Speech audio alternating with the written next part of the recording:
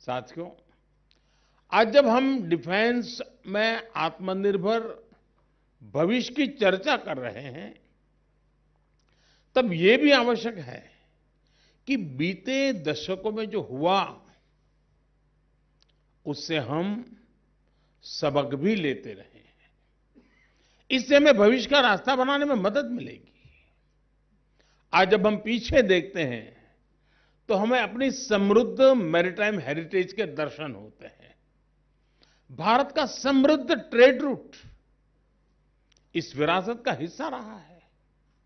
हमारे पूर्वज समंदर पर अपना वर्चस्व इसलिए कायम कर पाए क्योंकि उन्हें हवा की दिशा के बारे में, अंतरिक्ष विज्ञान के बारे में बहुत अच्छी जानकारी थी।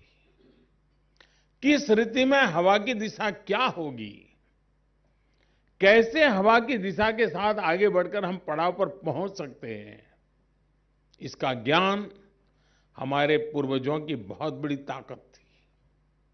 देश में ये जानकारी भी बहुत कम लोगों को है कि भारत का डिफेंस सेक्टर आजादी से पहले भी काफी मजबूत हुआ करता था। आजादी के समय देश में 18 ऑर्डिनेंस फैक्ट्रीज थी, जहां आर्टिलरी गन समेत कई तरह के सैनिक साजो सामान हमारे देश में बना करते थे। दूसरे विश्व युद्ध में रक्षा उपकरणों के हम एक अहम सप्लायर थे।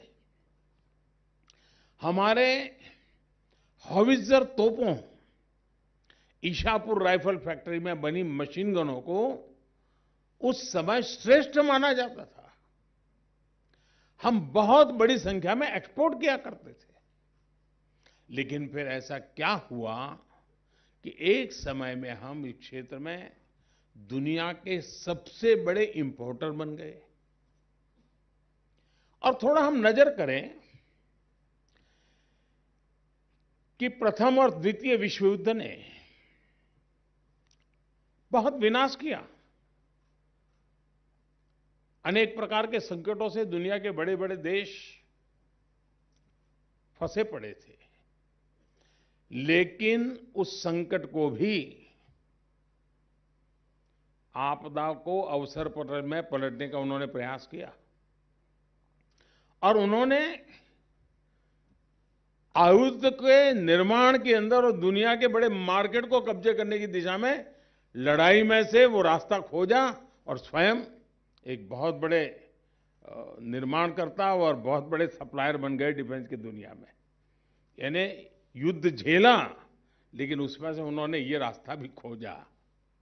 हमने भी कोरोना काल में इतना बड़ा संकट आया, हम बहुत एकदम से बहुत नीचे की पायरी पर थे, सारी व्यवस्थाएं नहीं थी, पीपीई किट नहीं थे हमारे पास, वैक्सीन की तो हम कल्पना नहीं कर सकते थे। लेकिन जैसे प्रथम विश्व युद्ध और द्वितीय विश्व युद्ध में से दुनिया के उन देशों ने बहुत बड़ी शस्त्र शक्ति बनने की दिशा में रास्ता खोज लिया, भारत ने इस कोरोना कालखंड में इसी बुद्धिमत्ता से वैज्ञानिक धरातल पर वैक्सीन खोजना हो, बाकी इक्विपमेंट बनाओ, हर चीज में पहले कभी नहीं हुआ वो सारे काम कर दिए। मैं उदाहरण इसलिए दे रहा हूं कि हमारे पास सामर्थ्य है, हमारे पास टैलेंट नहीं है, ऐसा नहीं है जी। और ये भी बुद्धिमानी नहीं है कि दुनिया में 10 लोगों के पास जिस प्रकार के औजार हैं, वही औजार लेकर के मैं मेरे जवान को मैदान में उतार दूं। हो सकता है कि उसकी टैलेंट अच्छी होगी, ट्रेनिंग अच्छी होगी, तो उस औजार का शायद ज्यादा अच्छा उपयोग करके निकल जाएगा। लेकिन मैं कब तक ये रिस्क लेता रहूंगा? जो औजार, जो हथियार उसके हाथ में है, वैसा ही हथियार लेके मेरा नौजवान क्यों जाएगा? उसके पास वो होगा जो उसने सोचा तक नहीं होगा। वो समझे उसके पहले तो उसका खात्मा हो जाएगा।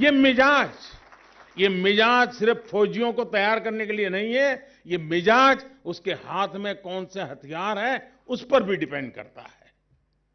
और इसलिए आत्मनिर्भर भारत ये सिर्फ एक आर्थिक गतिविधि नहीं है दोस्तों। और इसलिए हमें पूरी तरह इसमें बदलाव की जरूरत है।